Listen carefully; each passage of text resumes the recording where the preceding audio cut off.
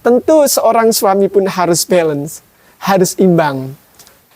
Rasulullah Shallallahu Alaihi Wasallam sebagai suri tauladan yang kita anut.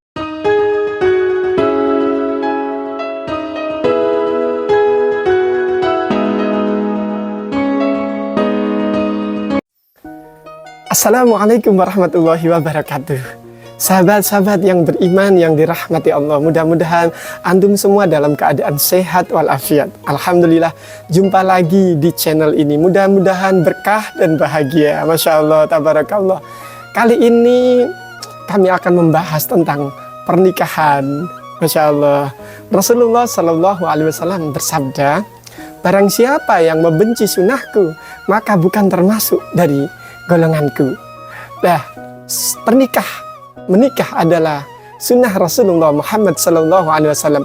Yang dimaksud membenci sunnah bukan dia yang tidak mau menikah, tapi sudah ada jodohnya, sudah kuat, tapi dia tidak mau menikah. Ada jodohnya, tapi dia tidak mau menikah. Inilah yang dimaksud orang yang membenci sunnah Rasulullah. Bukan mereka jomblo, bukan. Menjomblo kan ada banyak masalah, ada banyak sebab seorang jomblo ya.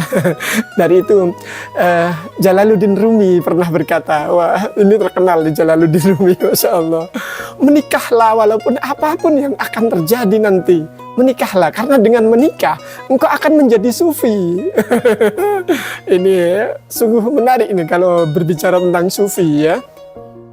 Karena dalam menikah itu ada dinamikanya, iman bisa naik, iman bisa turun, orang bisa bertambah baik, orang bisa bertambah tidak baik. Ini dengan menikah, ini dinamika hati dimainkan, dinamika perasaan. Dulu sebelum menikah bisa jadi dia orang yang lembut, tapi ketika sudah menikah bisa berubah. Atau sebaliknya, dulu sebelum menikah dia orang yang kurang baik, tapi begitu menikah dia menjadi pribadi yang baik. Itulah perjalanan sufi bagi orang-orang yang menikah, kata Jalaluddin Rumi. Masya Allah.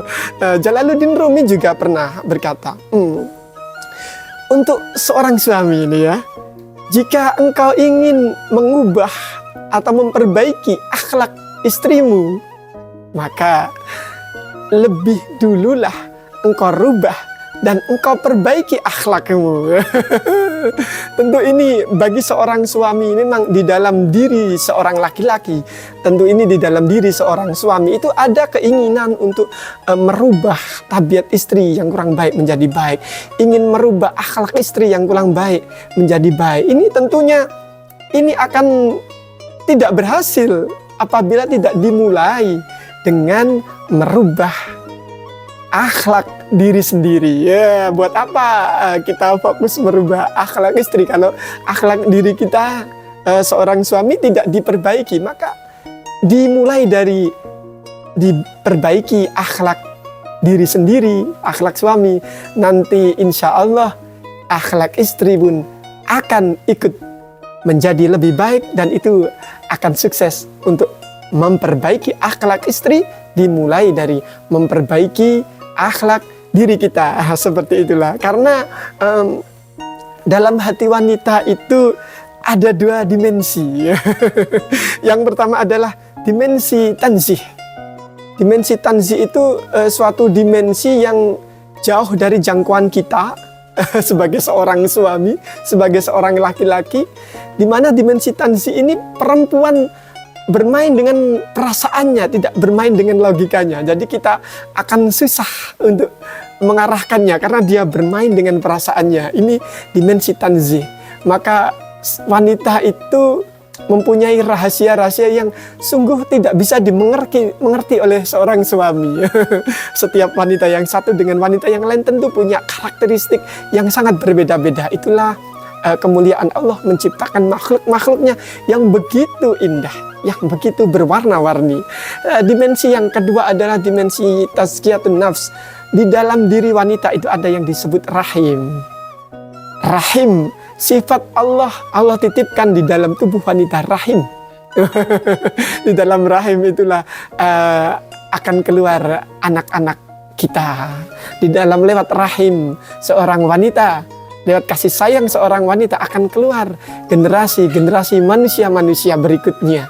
Nah, ini tentu hasil didikan wanita ini akan menentukan hasil dari generasi yang akan datang. Rasulullah Shallallahu Alaihi Wasallam bersabda, sebaik-baik kalian para laki-laki adalah yang paling baik akhlaknya kepada seorang istri. Jadi seorang laki-laki tidak disebut baik, walaupun di luar sana dia terkenal orang yang baik, tapi akhlaknya tidak baik kepada istrinya, maka dia tidak disebut sebagai orang yang baik. Begitu juga untuk wanita. Untuk wanita, Rasulullah Shallallahu Alaihi Wasallam bersabda, dunia itu adalah perhiasan, dan sebaik-baik perhiasan adalah istri yang salehah, yaitu seorang istri, seorang wanita yang ketika dipandang suaminya hatinya tenang, hatinya damai. Wanita yang tidak banyak menuntut seorang suami, wanita yang tidak banyak ngomel kepada suami. Masya Allah, tabarakallah. Tentu seorang suami pun harus balance, harus imbang. Rasulullah Shallallahu Alaihi Wasallam sebagai suri tauladan yang kita anut itu mengabarkan kepada kita, kepada para laki-laki, jika engkau mempunyai 4 dinar, 1 dinar engkau berikan kepada anak yatim, 1 dinar engkau berikan kepada fakir miskin, 1 dinar engkau berikan fisabilillah, dan 1 dinar engkau berikan nafkah untuk istri, maka pahala yang terbesar adalah 1 dinar yang engkau berikan kepada istrimu. Masya Allah, nafkah kepada istri dihitung sedekah yang paling bagus bagi para suami. Maka suami jangan pelit kepada istri. Masya Allah. Begitu juga dengan seorang istri, tidak menuntut melebihi kebutuhannya, tidak menuntut melebihi kemampuan suami dalam memberikan nafkah kepadanya, menjadi istri yang qanaah, menjadi istri yang bersyukur, menjadi istri yang tawadu. Itu adalah istri yang ideal. Sedangkan menjadi suami yang baik, suami yang ideal, suami yang tidak pelit kepada istrinya, yang tidak pelit memberikan nafkah, memberikan belanja kepada istrinya. Masya Allah. Untuk istri, Nabi Muhammad SAW mewasiatkan kepada kalian semua, tutuplah rapat-rapat pintu kalian. Jangan kau biarkan laki-laki masuk ke dalam rumahmu.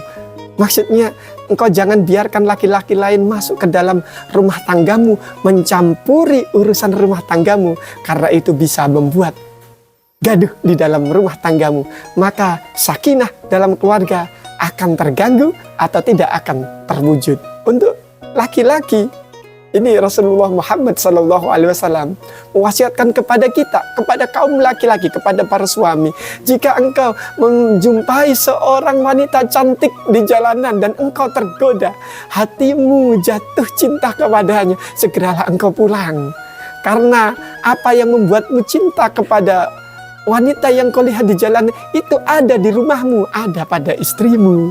Masya Allah, subhanahu wa ta'ala. Tentu ini adalah nasihat yang sangat komprehensif, yang sangat komplit dalam berumah tangga, baik untuk suami maupun istri. Jadi menikahlah, dan mudah-mudahan sahabat-sahabat yang belum menikah, Allah berikan kemudahan untuk segera menikah. Dan sahabat-sahabatku yang sudah menikah, mudah-mudahan menjadi keluarga yang bahagia, yang berkah, yang harmonis, yang sakinah, mawaddah warahmah tentunya. Masya Allah, tabarakallah. Jangan lupa bagi yang belum subscribe dulu ya. Barakallahu fikum. Assalamualaikum warahmatullahi wabarakatuh.